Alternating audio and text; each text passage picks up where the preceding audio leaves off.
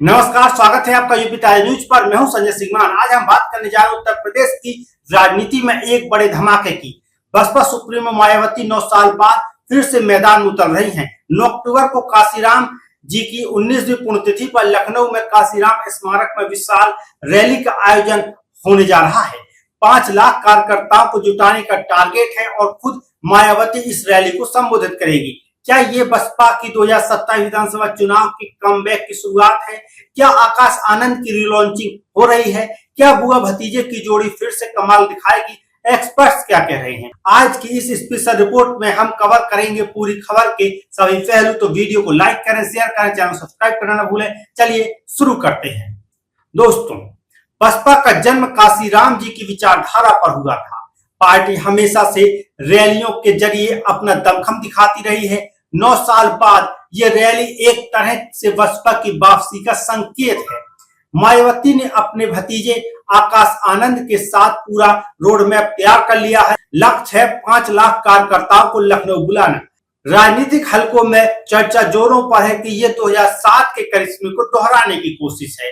वरिष्ठ पत्रकार राजेंद्र कुमार कहते हैं, ये रैली बसपा के लिए परीक्षा जैसी होती है। अगर बड़ी भीड़ जुटाई गई तो 2027 के चुनाव में संभावनाएं मजबूत हो सकती है, लेकिन चुनौतियां भी कम नहीं है। लगातार घटते वोट प्रतिशत और संगठन की कमजोरी के बीच मायावती के लिए आसान नहीं है। ये रैली सिर्फ श्रद्धांजलि नहीं बल्कि कार्यकर्ताओं में जोश भरने और संगठन को मजबूत करने का मौका है। रैलियों की तैयारियां अभी से जोरों पर है। 7 सितंबर को 3 बैठकें हुई, 9 सितंबर को कोर टीम की मीटिंग बुलाई गई और 10 सितंबर को वरिष्ठ पदाधिकारियों के साथ भी मीटिंग की गई। 8 अक्टूबर को बाहरी समर्थक आ जाएंगे, जिनके रहने खाने की व्यवस्था रमाबाई स्मारक में होगी। 9 अक्टूबर को लोकल समर्थक शामिल होंगे। काशीराम की नीतियां बहुजन हिताय पर आधारित थी, लेकिन 2005 में मायावती ने सर्वजन हिताय की ओर शिफ्ट कर दिया। अब सवाल यह है कि क्या रैली के जरिए पुरानी नीतियों पर लौटेंगी? पॉलिटिकल एक्सपर्ट्स रतन मणि लाल कहते हैं, नीतियां वही हैं, बस परिस्थितियां बदल गई हैं। ये कहना पूरी तरह लागू करेगी सही नहीं है। बसपा का फोकस अब दलित जाटो वोट बैंक पर है, जो यूपी का 21% एससी आबादी का हिस्सा है। जाटो कम्युनिटी 11% सबसे बड़ी है और ये बसपा की कुंजी है। रैली में जाटो वोटों को एकजुट करने की कोशिश हो रही है। आकाश आनंद की एंट्री एग्जिट से क्या सवाल खड़े हुए? आकाश आनंद मायावती के छोटे भाई आनंद कुमार के बेटे हैं। बसपा की राजनीति के सेंटर में रहे हैं। 2016 में उन्होंने सक्रिय राजनीतिक एंट्री ली। 10 दिसंबर 2023 को मायावती ने उन्हें उत्तराधिकारी घोषित किया, लेकिन 7 मई 2024 को गलत बयानी की वजह से नेशनल कोऑर्डिनेटर पद से हटा दिया। मायावती ने कहा आकाश अभी इमेच्योर है और 23 जून 2024 को वापसी हुई और उत्तराधिकारी बना लिया। एक धड़ा कहता है कि नई पीढ़ी का चेहरा बीच में रोक दिया गया, दूसरा कहता है कि आकाश कार्यकर्ताओं से जुड़ाव नहीं कर पाए। अब इस रैली में आकाश की रिलॉन्चिंग हो सकती है। बुआ भतीजे का नया प्लान क्या है?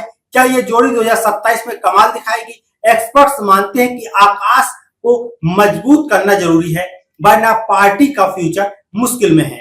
अशोक सिद्धार्थ आकाश आनंद के ससुर बसपा के पुराने नेता हैं। वामसेफ से शुरुआत की, फिर बसपा के जिलाध्यक्ष से मंडल अध्यक्ष तक बने और 2009 में विधान परिषद सदस्य बने। 2016 से 2022 तक राज्यसभा सांसद रहे। उनकी पत्नी भी पार्टी में थी। मायावती ने सतीश चंद्र मिश्रा के साथ उन्हें राज्यसभा भेजा, लेकिन 12 फरवरी 2025 को पार्टी विरोधी गतिविधियों के आरोप में उन्हें निकाल दिया गया। माफी मांग ली तो वापसी भी हो गई। राजनीतिक जानकार कहते हैं ये कदम कमजोर संगठन और दलित वोट बैंक को बचाने के लिए था। अशोक की वापसी से फैमिली सर्कल मजबूत हो रहा है, जो रैली के लिए अच्छा संकेत है। बसपा कट, क्या बीएसपी फिर से 2007 वाला करिश्मा दोहराने की तैयारी में है? 2007 में बहुजन समाज पार्टी ने दलित ब्राह्मण गठजोड़ से 206 सीटें जीती थी। पूर्व बहुमत में सरकार बनी। मायावती की ये सबसे बड़ी जीत थी और अब रैली में उसी ताकत को जगाने की कोशिश है। 2026 पंचायत और 2027 विधानसभा चुनाव के लिए जोश भरना, कमजोर संगठन को मजबूत करना, जाटो वोट बैंक को एक्टिव करना मुख्य लक्ष्य है। लेकिन 2009 जन्मदिन और 14 लोकसभा से पहले की तरह ये रैली सफल हो पाएगी, ये सबसे बड़ा प्रश्न है। बीएसपी का 2007 के बाद से ग्राफ कैसे कमजोर हुआ, आइए इसको समझते हैं। 2007 के बाद से ग्राफ गिरा है, जिसका कारण है दलित वोट बैंक का बंटवारा, संगठन का कमजोर होना, बूथ लेवल पर निष्क्रियता, नई पीढ़ी को मौका न मिलना, गुटबाजी। 2022 में सिर्फ एक सीट और 2024 के लोकसभा में यूपी से 0 हार ने मनोबल गिराया। एक्सपर्ट्स कहते हैं विरोधी दलों ने रणनीति बदलकर चुनौती दी।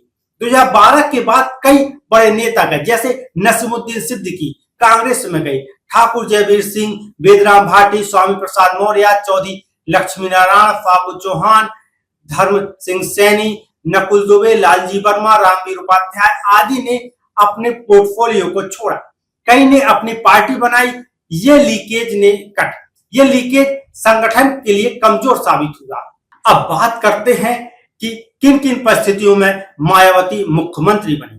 मायावती 4 बार यूपी की मुख्यमंत्री रही है। पहली बार 1995 में बीजेपी सपोर्ट से पहली दलित महिला मुख्यमंत्री बनी। 1997 में फिर बीजेपी के साथ से वह मुख्यमंत्री बनी। 2002 में हंग असेंबली में बीजेपी के सपोर्ट से वह फिर मुख्यमंत्री बनी। 2007 में पूर्ण बहुमत में दलित ब्राह्मण गठजोड़ ने उन्हें फिर से मुख्यमंत्री बनाया। 3 बार वह भारतीय जनता पार्टी के सहयोग से सत्ता में रही हैं। दोस्तों, यह थी पूरी रिपोर्ट। क्या मायावती फिर से कमाल कर पाएंगी? कमेंट्स में बताएं। वीडियो को लाइक करें, शेयर करें, चैनल सब्सक्राइब करें। अगली वीडियो फिर मिलते हैं नई अपडेट के साथ। फिलहाल के लिए इस वीडियो में इतना ही। मैं हूं संजय सिंह।